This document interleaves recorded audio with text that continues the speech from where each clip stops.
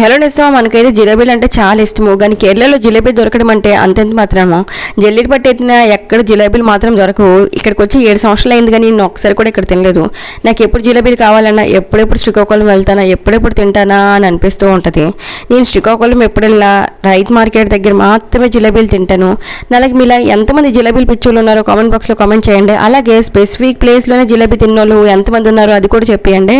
జిలేబీలు తినాలంటే ఇంత ఎదురు చూపులు చూడాలా, నువ్వే చేసుకొని తినవచ్చు కదా అని నాకైతే అనిపించింది. ముందుగా జిలేబీ చేసుకోవడానికి 1 కప్ పంచదార అయితే తీసుకున్నాను. ఆ 1 కప్ పంచదారకి 1 కప్ నీళ్ళు వేసుకొని పాకం అయితే రెడీ చేసుకున్నాను.